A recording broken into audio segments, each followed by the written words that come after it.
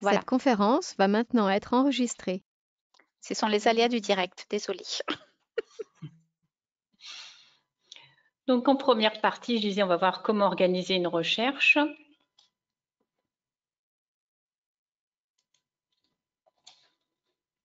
Bon, j'ai parlé trop vite sur le déroulement des diapos. Ah, voilà.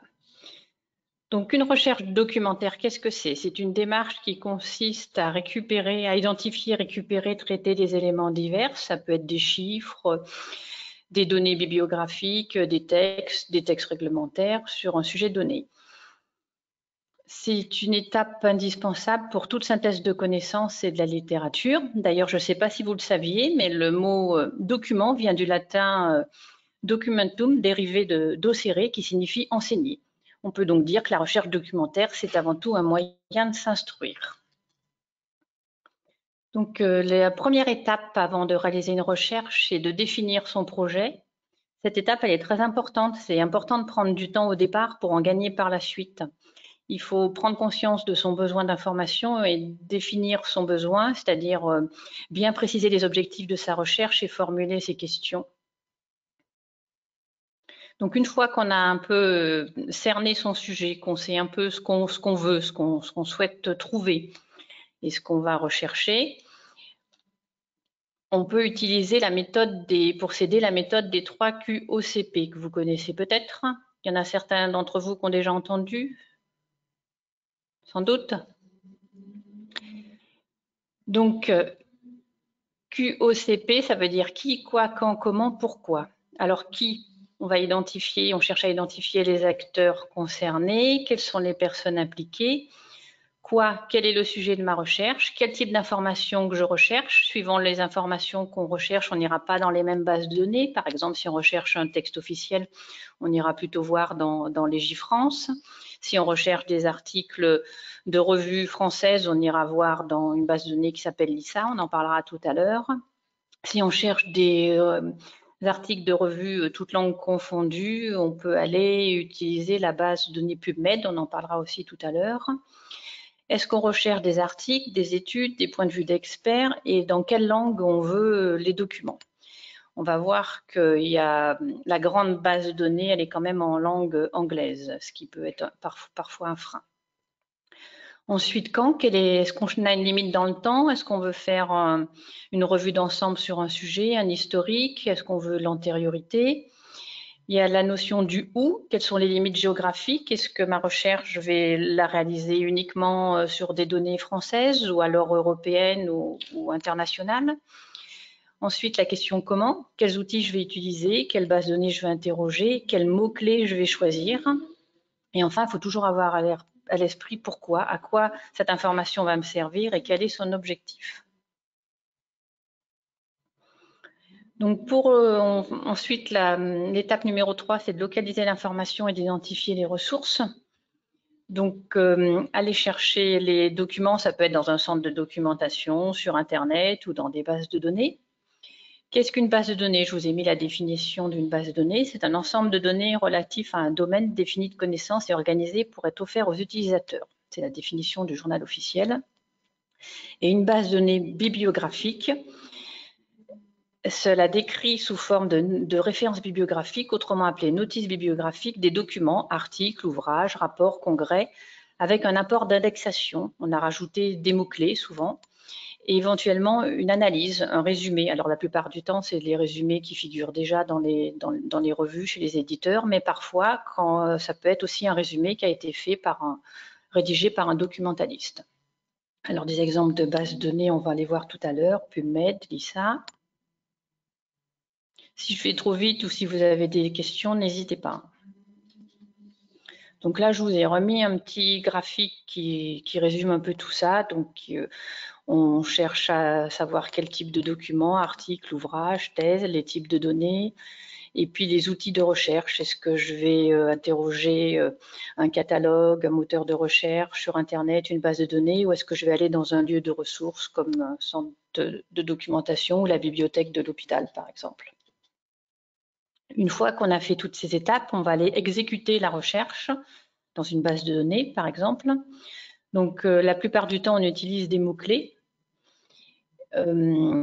les mots-clés sont répertoriés dans ce qu'on appelle un thésaurus. En fait, c'est le recueil de tous les mots-clés. Il y a une notion de hiérarchie entre les termes, mais on verra ça aussi plus tard avec les exemples de base de données. Pour élaborer son équation de recherche, on utilise ce qu'on appelle les opérateurs booléens. Alors, ce nom vient de George Boole, qui était un mathématicien britannique du 19e siècle. Donc, les opérateurs booléens, ce sont le et, le ou et le sauf. Alors, le et permet d'associer deux concepts ou plus pour affiner la recherche. Par exemple, si on interroge avec les deux mots hospitalisation et personne âgée, qu'on met l'opérateur et entre les deux mots, ça ira chercher des documents qui traitent à la fois de l'hospitalisation à domicile et de la personne âgée. Si on utilise l'opérateur booléen ou, ça permet d'élargir la recherche, ça sélectionne ça recherche des documents à la fois sur le premier terme, sur le deuxième terme ou sur les deux. Donc si, pareil, on utilise les mêmes mots-clés qu'on prend hospitalisation à domicile ou personne âgée, ça ira nous chercher des références qui traitent soit de l'hospitalisation à domicile, soit de la personne âgée, mais pas forcément hospitalisée à domicile, ou soit de la personne âgée hospitalisée à domicile. Ensuite, le troisième opérateur utilisé, c'est le sauf. Ça permet de délimiter une question, de réduire en fait les références. Donc, toujours avec l'exemple de nos deux mots-clés, si on utilise le terme hospitalisation à domicile sauf personne âgée, ça ira nous chercher des documents qui traitent d'hospitalisation à domicile, mais pas chez la personne âgée. Nathalie, je t'interromps parce Oui, qu'il y a Aurélie qui te pose elle dit qu'elle ne comprend pas les booléens. Alors, j'ai une diapo après qui peut-être sera plus explicite et on reviendra dessus si c'est toujours pas clair. La plupart du temps, dans les bases de données, c'est le « et » qui est utilisé par défaut. Entre les mots-clés, les mots qu'on tape, ça met le terme « et ». Mais dans les modules de recherche avancée, on le verra aussi, on a la possibilité, à la place du « et », de mettre le « ou » et le « sauf ».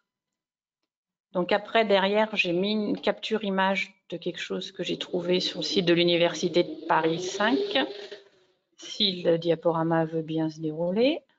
Voilà, vous voyez, c'est correct, vous arrivez à lire. Donc là, dans l'exemple, c'est des mathématiques en fait. Dans l'exemple, on voit le « et », ça nous ramène des documents à l'intersection, c'est le jaune, c'est ce qui est en jaune. Donc si dans le premier cas, on utilise le « et », là, vous voyez, entre le terme A qui serait adolescent et le terme B qui serait anorexie, ça va nous chercher des documents qui traitent à la fois des adolescents et de l'anorexie, donc ce qui est en jaune, ce qui est à l'intersection des deux. Si on utilisait le terme « ou », pour les mots-clés, par exemple, convulsion ou épilepsie, ça ira nous chercher toutes les références qui parlent de convulsion et toutes les références qui traitent d'épilepsie. Si on utilise le sauf, par exemple, alcoolisme sauf personne âgée, ça ira nous chercher les termes qui traitent du terme A, donc alcoolisme, mais pas les documents qui traitent de personnes âgées. Je ne sais pas si c'est plus clair, Aurélie.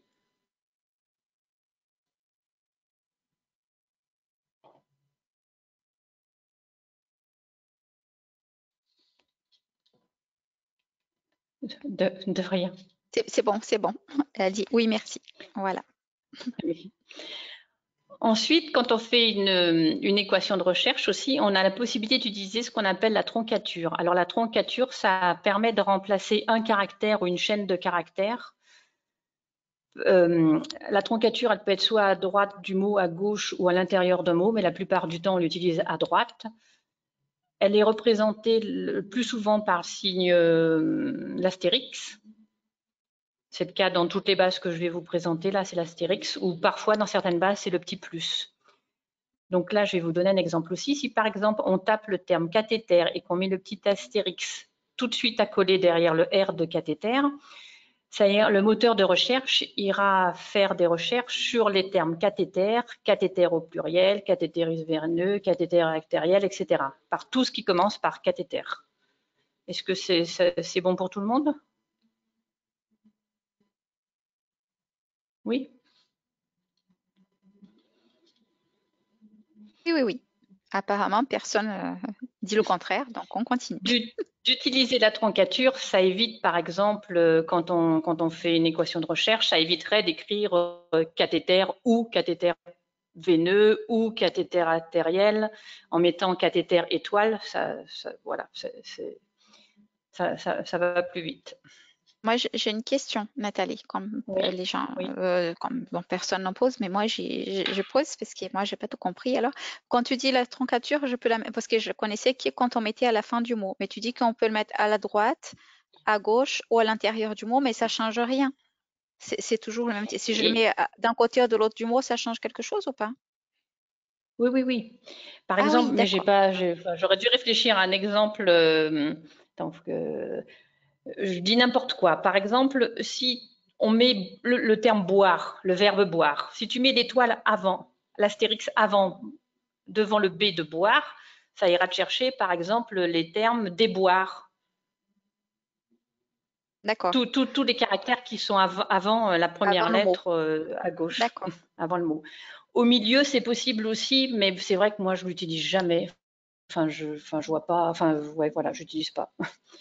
Mais au milieu, ça peut être aussi pour remplacer des caractères. Mais j'ai pas là non plus d'exemples qui me viennent en tête. Mais vraiment, souvent, ce qu'on utilise la plupart du temps, c'est à droite, quoi. C'est ce qui est le plus Merci. pertinent. De rien. Donc, une fois qu'on a fait sa recherche dans les bases de données, on trouve un certain nombre de notices, de références. Après, il va falloir évaluer l'information, identifier les sources, s'interroger sur la qualité et la fiabilité des informations, surtout si on a fait une recherche non pas dans une base de données, mais sur notre ami Google, par exemple. Il faut vérifier toujours les sources, que ce soit des sites Internet fiables. Après, si vous êtes dans une base de données ou sur un site Internet, les documents que vous avez trouvés, il faut les lire et les analyser et faire du tri, conserver les documents pertinents en fonction de votre recherche, etc. Alors, ce qu'on utilise souvent quand on interroge des bases de données bibliographiques, on ne sait parfois pas vraiment quels mots-clés utiliser. On regarde les premières références qu'on trouve. Si on en trouve une qui est vraiment pertinente, qui répond carrément au sujet qu'on recherche, il ne faut pas hésiter à aller voir dans la bibliographie, dans les références bibliographiques. Ça permet de trouver d'autres articles qui traitent du même sujet. Ça permet aussi d'affiner les mots-clés. Donc, pour évaluer la qualité des sources, bon, ça, je pense que dans le domaine de la santé, on est bien au fait de faire attention aux sources et au contenu des informations qu'on trouve. Donc, il faut faire attention à la crédibilité de l'information. Ce qui peut nous donner des indices parfois, c'est des auteurs et sa réputation. L'exactitude de l'information. Est-ce que les informations communiquées sont rigoureuses et documentées? Est-ce que les sources sont vérifiables? Les faits sont-ils vérifiés? Le document est-il officiel? On fait attention aussi à la finalité de l'information. Est-ce que c'est une information subjective ou objective? Est-ce que l'auteur il cherche à convaincre ou à informer? Est-ce qu'il émet un avis général ou personnel? Ensuite, on peut faire attention à la date de publication aussi. Est-ce que c'est une publication récente ou ancienne? Et puis enfin, faites attention, mais ça vous le savez aussi, à l'infobésité. Les recherches sur Internet donnent parfois accès à des informations ni contrôlées ni vérifiées, et l'excès d'informations peut vite mener à la désinformation. Donc après, je vous ai mis quelques liens, vous aurez le diaporama à disposition pour des tutoriels pour aller plus loin dans la méthodologie de recherche si ça vous intéresse. Je vous ai mis notamment, je vais vous le montrer, une infographie qui est très très bien faite. C'est un peu lent.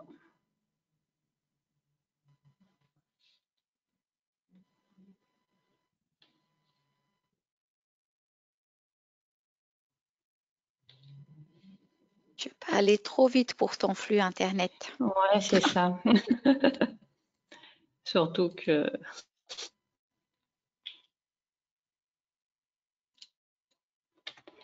En plus, si j'ouvre plein de trucs en même temps et avec mes fenêtres. La voilà. Je ne sais pas si vous la voyez, mais bon, vous aurez le lien. C'est assez visuel et ça reprend bien tout ce que je viens de vous dire, les différentes étapes. Donc, de d'abord définir son sujet, après de penser aux mots-clés, etc., de collecter l'information dans les bases de données. Il y a un petit schéma qui reprend les opérateurs booléens. Enfin bon, ça reprend en une image un peu ce que je vous ai dit.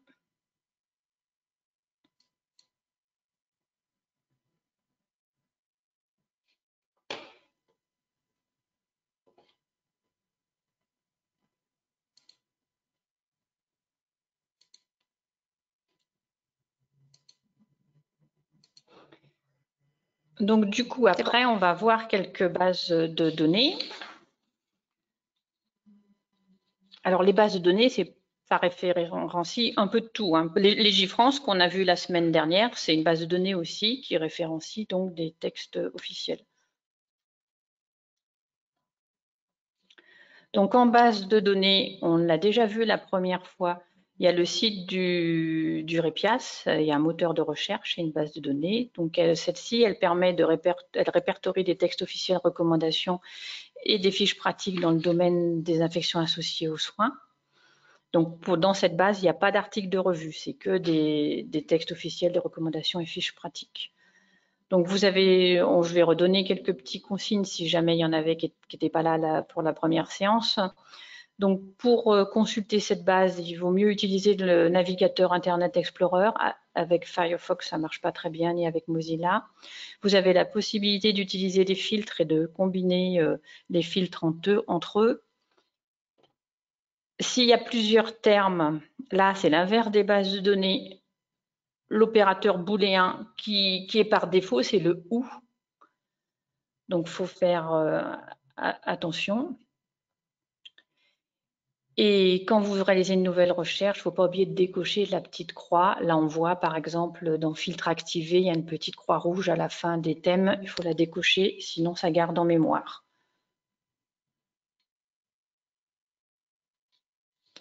Ensuite, une base de données internationale, c'est la base de référence dans le domaine de la santé, c'est PubMed.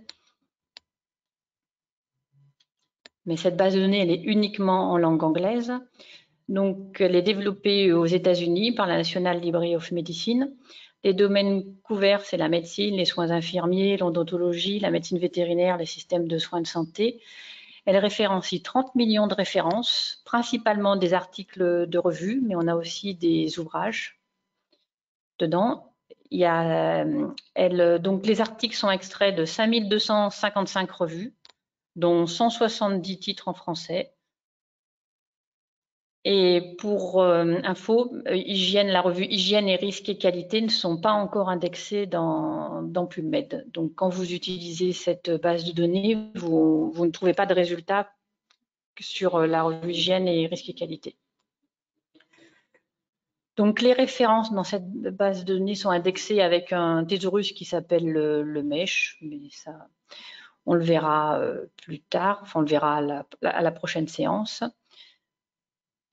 Et pour chaque référence, il y a des liens vers l'article et ils essayent de plus en plus de mettre des documents des archives ouvertes, c'est-à-dire qui sont en accès libre.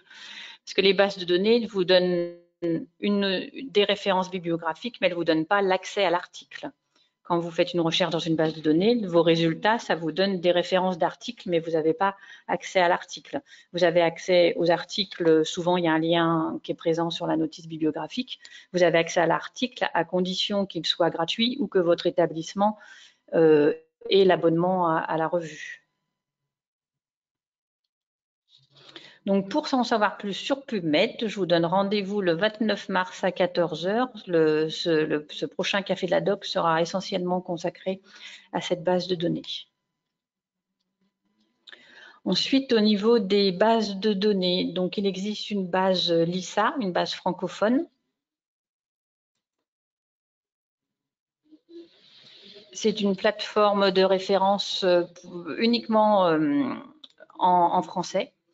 Donc, elle a été créée en 2014, mais mise en ligne en 2016. Elle répertorie 268 revues Et actuellement, comme dans PubMed, la revue Hygiène et risques et qualité ne sont pas encore indexées dans la base, mais c'est prévu prochainement, espérons en 2022. Elle répertorie 535 000, enfin plus de 535 000 articles scientifiques en français dans le domaine de la santé. Mais on va aller la voir. Bon.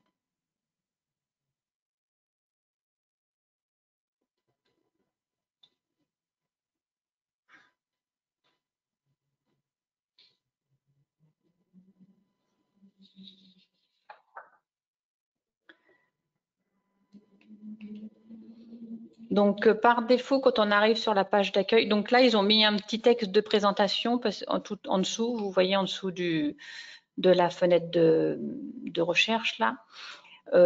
Mais en temps normal, ça y est pas ce petit texte de présentation, c'est parce qu'ils sont en train de changer plein de choses dans la base et ils ont voulu informer les utilisateurs. Donc, par défaut, quand on arrive sur la page d'accueil, on a une zone où on peut taper des mots. C'est ce qu'on appelle la recherche simple. Donc là, si on combine plusieurs mots entre eux, l'opérateur booléen qui est utilisé, ce sera le « et ». Alors souvent, moi, je conseille pour les bases de données d'utiliser la recherche avancée. Ça permet quand même d'être plus pointu, plus précis et de combiner plein de critères ensemble. Donc là, la recherche avancée est accessible en cliquant sur recherche avancée juste en dessous du terme recherche. Donc, par défaut, on voit dans le menu déroulant ici qu'on fait une recherche sur le titre, les mots-clés et le résumé. Mais on pourrait rechercher sur d'autres champs, par exemple si on recherche un auteur ou si on veut rechercher, si on a, enfin, c'est pas souvent pertinent, mais si on parle le numéro des pages ou par type d'article ou uniquement sur les mots-clés. On a entre les deux zones de recherche l'opérateur booléen, le « et ». Si on veut rajouter une zone de recherche, on clique sur le petit plus. Enfin non, là c'est pour faire le « ou ». On clique sur « Ajouter la ligne », j'ai cliqué au mauvais endroit. Donc quand on clique sur « Ajouter une ligne », ça met entre chaque champ de recherche l'opérateur booléen « ou ».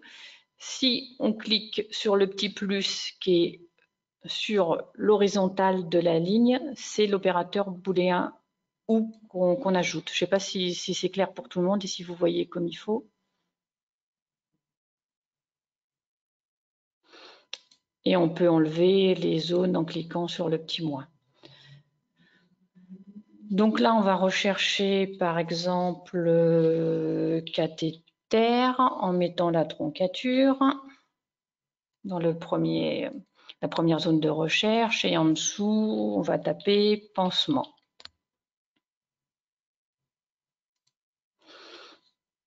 Ensuite, on lance la recherche en cliquant en bas dans le petit carré bleu.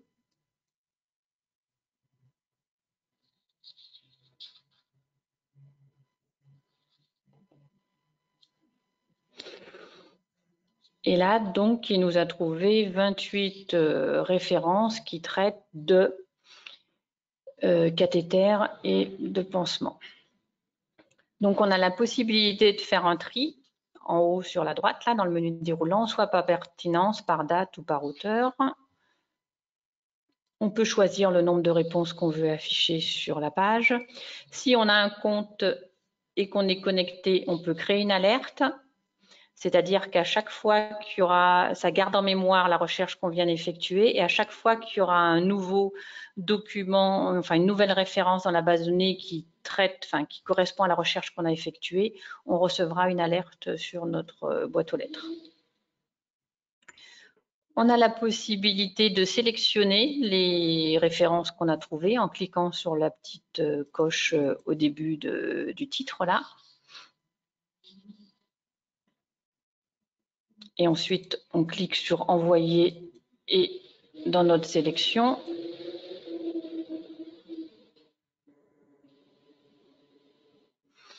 Ensuite, vous avez la possibilité sur la gauche d'affiner les résultats que vous avez trouvés.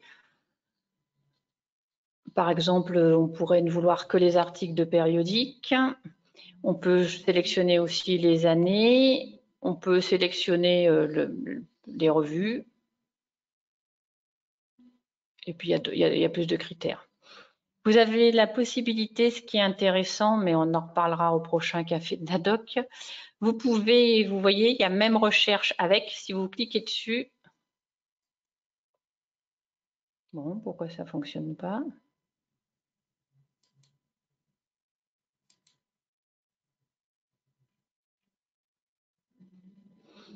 Normalement, quand on clique sur même recherche avec, mais on va réessayer en faisant une autre recherche, ça nous effectue la recherche. Il y a un lien avec PubMed et ça peut effectuer la recherche dans la base de données PubMed.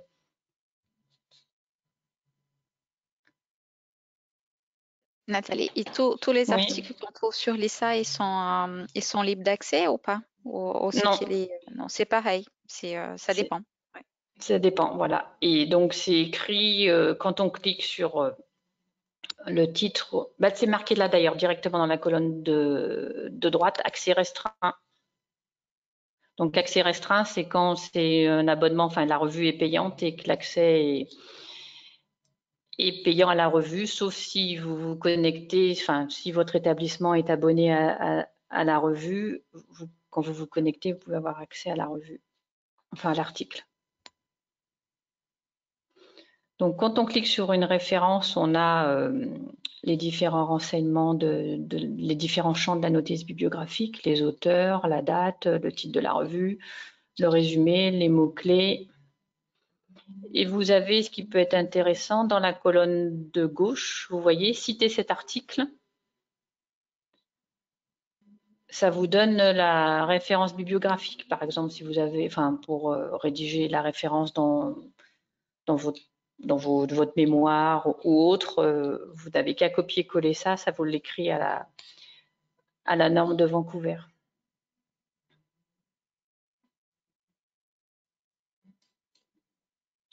Donc, je vais réessayer une recherche, je voudrais bien pour qu'on puisse lancer la recherche dans une autre base de données.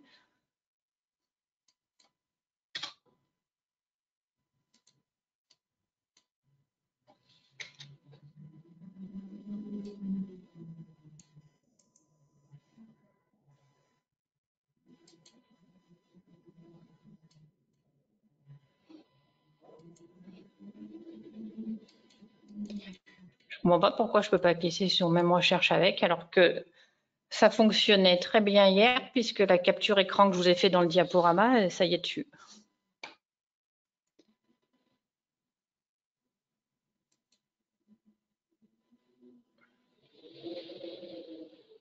Bon,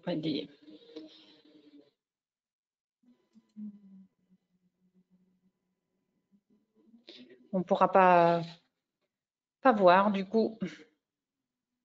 Est-ce que vous avez des questions par rapport à cette base de données, Lisa?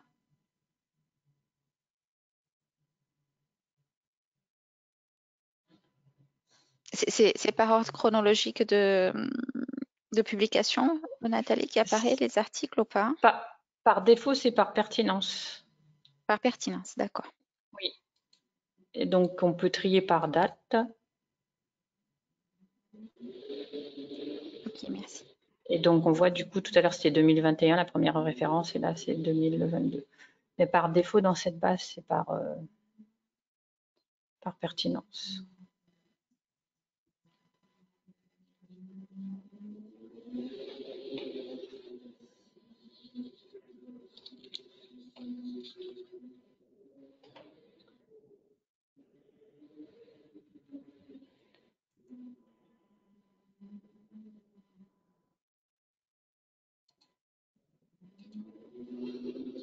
Donc ça, c'était pour Lisa. Donc je vous ai mis des captures écran. Donc vous voyez là, sur cette diapo, la capture écran, même recherche avec.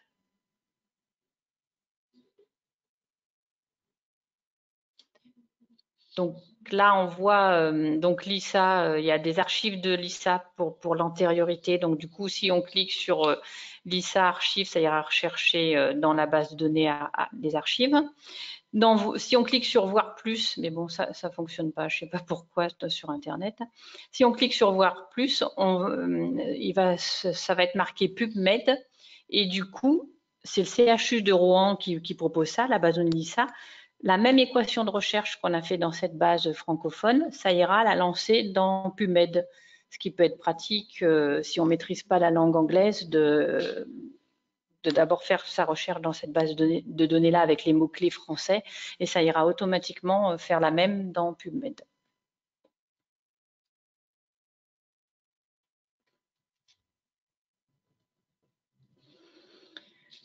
Donc là, c'est toujours les captures écran que je vous ai mis de ce qu'on vient voir et je vous ai mis ensuite 2 liens vers des tutoriels plus détaillés.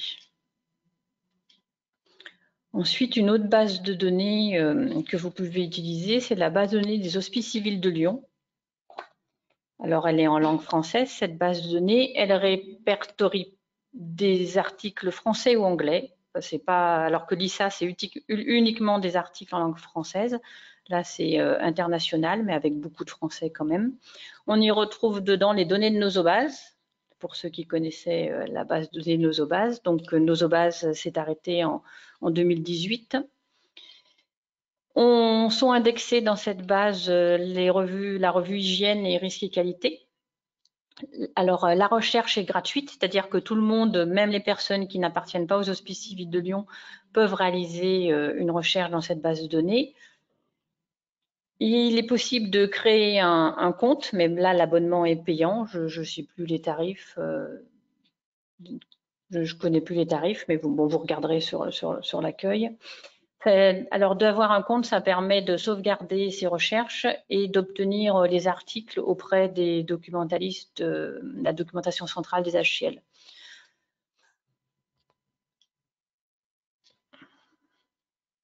Donc, quand on est, comme beaucoup de bases de données, quand on est sur la page d'accueil, on a la recherche simple.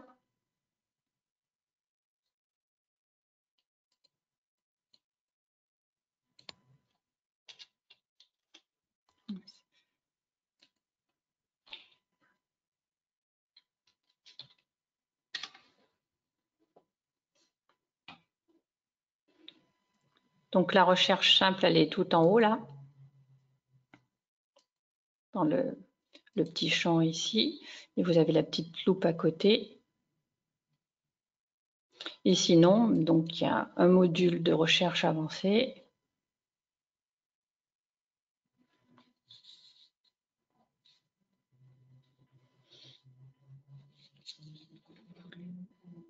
Donc là, par défaut, il nous fait des suggestions. Donc, entre les champs, c'est le « et » par défaut, mais en cliquant sur le petit menu déroulant, vous mettez le « ou » le « sauf ». Vous pouvez ajouter des critères. Bon, ben là, il y en a déjà pas mal en cliquant sur « Ajouter un critère de recherche » en dessous.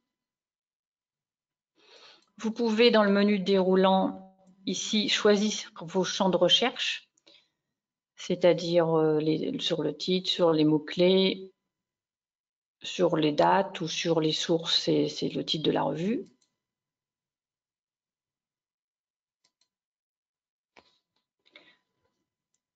Vous avez la possibilité de faire du tri pour les dates, de choisir entre telle date et telle date. On peut aussi filtrer par support, c'est-à-dire ne chercher que des articles de revue ou que des mémoires ou que des normes, par exemple. Et vous pouvez filtrer par site, mais ça, c'est plus pour à l'intérieur, pour trouver une bibliothèque, enfin pour savoir si le document est disponible dans telle ou telle bibliothèque des Hospices civils de Lyon.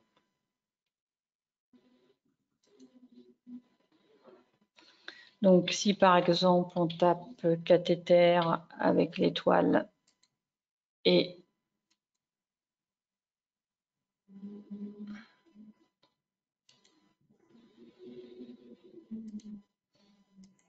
pansement en mots-clés,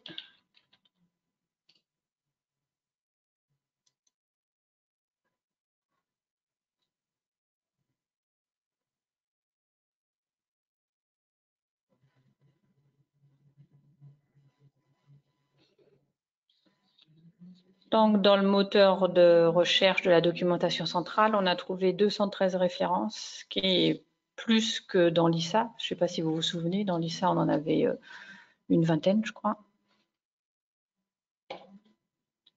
Vous avez la possibilité de trier. Donc, par défaut, là, c'est par date de publication. Mais on pourrait sélectionner par pertinence ou par titre. Dans la colonne de droite, vous pouvez affiner. Affiner par mots-clés. Il vous donne des suggestions. Ou affiner par date, ou par auteur, ou par organisme, ou par type de support, etc.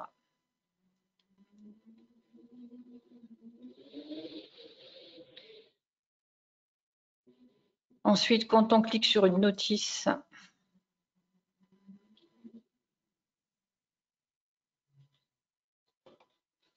on a différents champs qui apparaissent. Donc le titre, les auteurs, le résumé. Après, vous avez les mots-clés lorsque vous déroulez le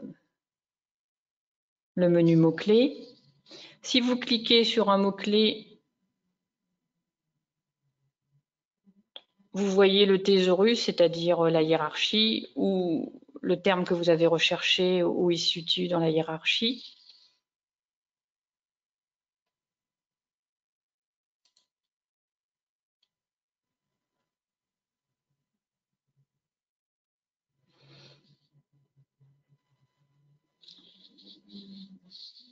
Et ensuite, vous avez une fenêtre qui donne des renseignements sur la source.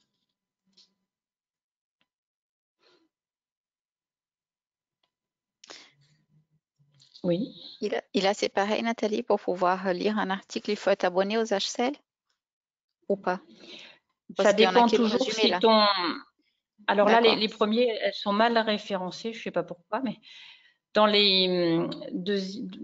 4e référence, là par exemple, on a consulté un lien qui s'appelle consulter le document en ligne. Donc si on clique dessus, on va sur le site de on sort de la base de données et on va sur, bon, c'est un mauvais lien, mais on va sur le site de la revue. Et si ton établissement il est abonné à cette revue, ou si la revue a mis en accès libre le document, on peut avoir accès au PDF.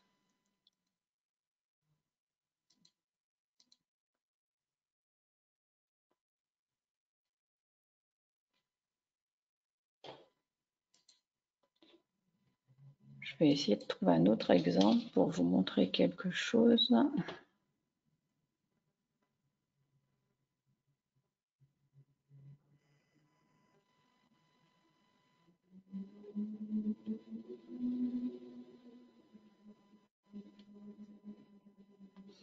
Là, par exemple, je vais cliquer sur la référence 5. Ça doit être un article de la revue Hygiène, ça.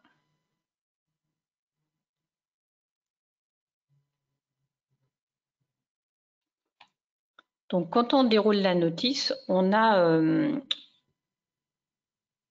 comme je vous ai dit tout à l'heure, une zone qui donne des renseignements sur la revue. Et tout en bas du carré, je ne sais pas si vous voyez bien, il y a marqué « Voir les exemplaires liés ». Ça permet là de consulter tous les articles qui sont parus dans le même numéro de la revue Hygiène. Là, ça m'a donné accès à la référence à la notice de la revue. Et si je clique sur voir les articles de ce numéro, ça me donne accès à tout. Enfin, ça me donne pas accès, ça me donne les références de tous les articles qui sont contenus dans le même numéro que l'article qu'on a vu précédemment.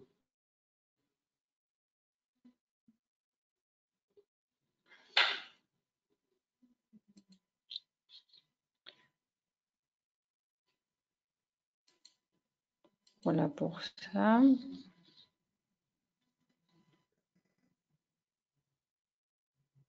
Donc, je ne sais pas si vous avez des questions. Il y a aussi parfois sur les notices, tout en haut,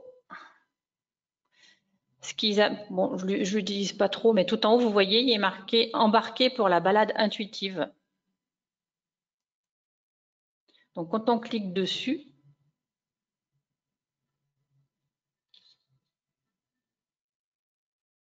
si ça fonctionne, enfin si la connexion arrive. Ça vous donne comme une carte heuristique et ça vous permet de rebondir sur des termes, mais bon, c'est la connexion qui est très lente. Et sans avoir à passer par le moteur de recherche, à retrouver d'autres références qui traitent de tel ou tel mot-clé. On n'a pas de chance parce que c'est vraiment tous les mardis après-midi que... On change de jour. Je sais pas, mais c'est vrai que... Je vais essayer de trouver une autre pour voir si...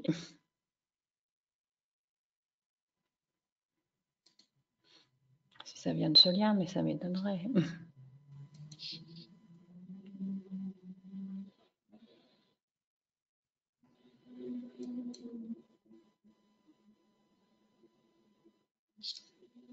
Ben, ça le lance, mais ça aboutit pas.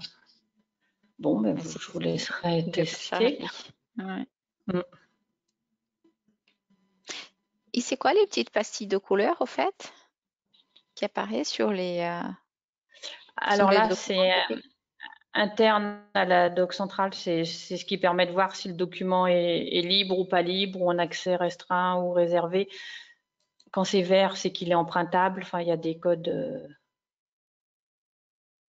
Quand c'est vert, c'est que c'est en accès libre. Quand c'est orange, c'est que c'est empruntable. Enfin, c'est propre des pastilles de couleur propres à la bibliothèque.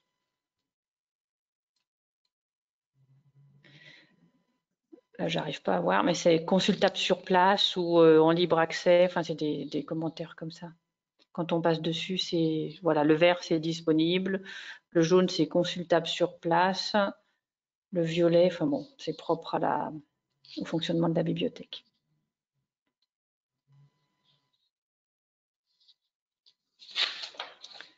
Je ne sais pas si vous avez des questions sur... Donc, il y a une aide en ligne qui est disponible. Quand on clique ici, on a une petite aide.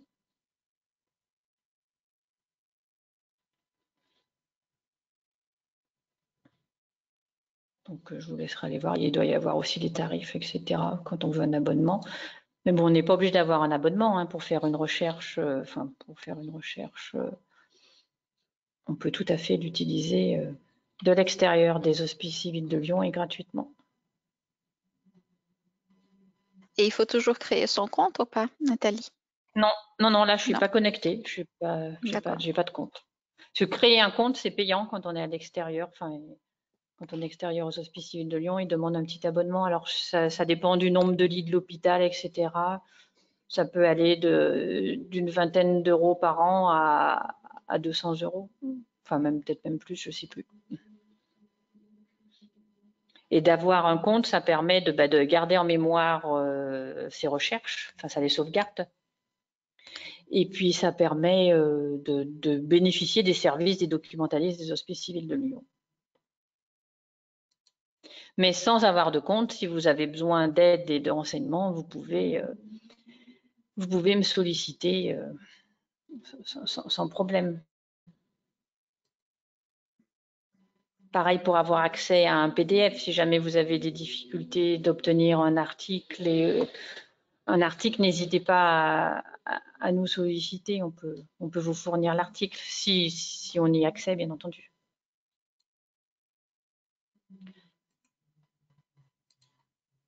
Voilà. Est-ce que vous avez des questions? C'était la dernière base de données, là, parce qu'il y en a pas, enfin, au niveau base de données bibliographique, il n'y en a pas beaucoup.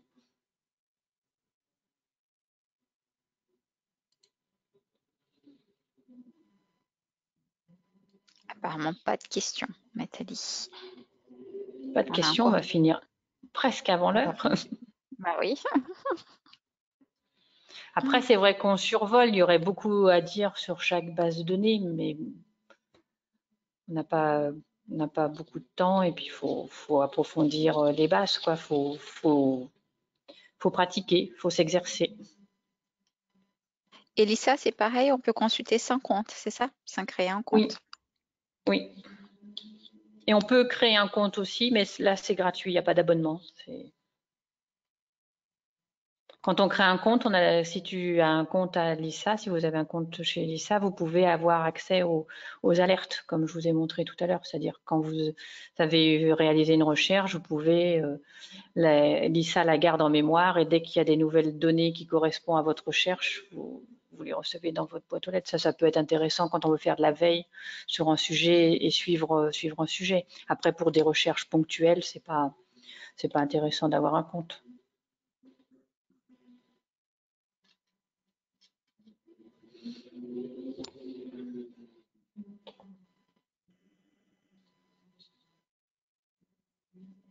Bon, je ne sais pas si ça correspond un petit peu à ce que vous aviez imaginé ou pas du tout.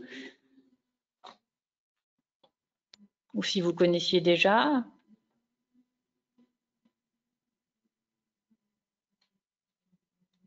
Non, pas de réaction. Pas de réaction. Personne n'a pris de café, tout le monde a pris une verveine. Oui, c'est ça, tout le monde dort. Aujourd'hui. En fait, tout le monde a éteint sa caméra parce qu'on les a tous endormis. On peut poser des questions si la sieste était bonne. Oh, il y a quelqu'un qui connaissait pas Lisa. Donc voilà. Et oui, il y avait pas mal, oui, voilà, qui connaissaient pas du tout ni Lisa, je crois, ni les bases des HCL. Donc voilà. Au fait, je profite que Nathalie, c'est pour demander parce que là, on a un thème pour le 29 mars, parce que ça va être PubMed. Donc, pour ceux qui veulent se rejoindre à nous. Mais c'est vrai que pour le mardi 12 avril, on était toujours en quête des thématiques à traiter ou des choses. Moi, de mon côté, j'ai rien eu de plus que la dernière fois, les demandes qui ont été faites la dernière fois. Donc, je ne sais pas si aujourd'hui, il y a quelqu'un qui, ça vous vient en tête, s'il y a des choses que vous voulez voir ou revoir ou voilà, qu'on puisse faire une dernière session avec vraiment, on va dire, à répondre vraiment aux besoins que vous avez, quoi, pour tout ce qui touche à la documentation, pour qu'on puisse lui proposer quelque chose qui colle au plus près de vos besoins. Donc, je ne sais pas si vous avez des idées ou parce que parfois ceux qui sont là, ils n'étaient pas là avant. Donc, il y en a qui sont là, que j'ai vu qui sont là depuis le premier, qui sont fidèles au poste. Donc, voilà, mais bon. La traduction du mot-clé par Lisa respecte-t-elle bien le mesh de PubMed? Pas toujours, mais la plupart du temps, oui, parce qu'en fait, c'est le système qui est utilisé, celui du SysMef CHU de Rouen. Je ne sais pas si vous connaissez. Donc, ils ont fait des tables de correspondance entre le mesh et les termes français. Donc, oui, la plupart du temps, c'est fiable, je dirais. Mais après, enfin, si on est à l'aise avec l'anglais et avec PubMed, il vaut mieux faire directement ces équations dans PubMed. Alors, il y a Géraldine qui nous demande aussi comment elle peut récupérer celui du 1er mars parce qu'elle était en vacances. Donc, du coup, normalement, Géraldine, tu as dû recevoir un mail qui Marie-Christine a envoyé à tout le monde avec le lien vidéo et la diapo. Et c'est vrai qu'avec Nathalie, on s'était dit qu'on allait peut-être mettre ça sur le site internet. Et parce que le webinaire de vendredi, il y avait quelqu'un qui m'avait posé la question aussi. Où est-ce qu'il pouvait le trouver tout ça. Donc voilà, mais Géraldine, si tu n'arrives pas à récupérer, si tu as loupé le mail qui Marie-Christine a envoyé, il suffit de nous envoyer un mail et on renvoie les liens pour que tu puisses regarder celui du 1er mars. Et oui, il faut que je fasse la page. J'ai pas encore pris le temps de la faire, mais oui, on va faire une page et vous aurez accès à tous les diaporamas de tous les cafés de la doc. Et il y a aussi Corinne Homme qui nous demande quelle est la date limite pour donner des idées. Et comme il faut, je sais pas, je dirais le vendredi, la semaine d'avant du 12 avril. Voilà. La semaine avant du 12 avril. Alors. Et apparemment, Le- le lien pour récupérer le PowerPoint du 1er mars ne fonctionnait pas. Ah, c'est parce que là maintenant il est expiré. Oui, parce qu'il reste pas tout le temps en fait. C'est pas un lien permanent. Donc c'est vrai que si on n'a pas récupéré assez rapidement, il expire. Mais si vous voulez le récupérer, vous pouvez toujours nous écrire et on vous renvoie, que ce soit le PowerPoint ou la vidéo fonctionnait toujours, le lien de la vidéo, mais peut-être que parce qu'ils ont des délais différents. Parce que la vidéo, c'est GoToMeeting, le PTT et le PowerPoint, c'est pas GoToMeeting, c'est deux choses différentes. Donc, c'est peut-être qu'il est parfois les liens, l'expiration des liens sont différentes pour l'un et pour l'autre. Donc, voilà.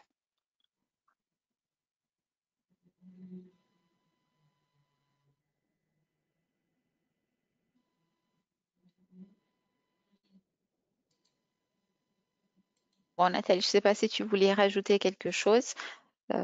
Donc, nous, on attend avec impatience vos idées, hein. Vous pouvez écrire à Nathalie ou écrire à nous, à moi, ou écrire sur l'adresse générique du CPIAS. L'information arrivera pour la dernière séance du mardi 12 avril. Et comme d'habitude, vous allez recevoir donc le mail avec les inscriptions pour le prochain. C'est le PubMed avec le lien pour la vidéo et le PowerPoint. Il faut surtout ne pas hésiter, si vous n'arrivez pas à récupérer, de nous écrire. On peut toujours trouver un moyen de vous faire passer avant que la page soit créée, la page web soit créée.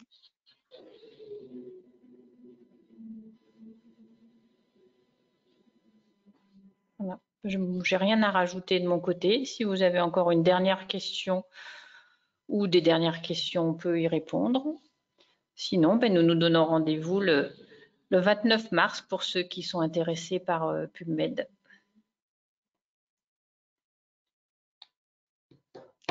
Bon, écoutez, merci à tous d'être présents, là, d'être fidèles au poste. Voilà. On vous souhaite une bonne après-midi et on vous dit au 29 mars alors. À tous. Au revoir et à bientôt. Au revoir.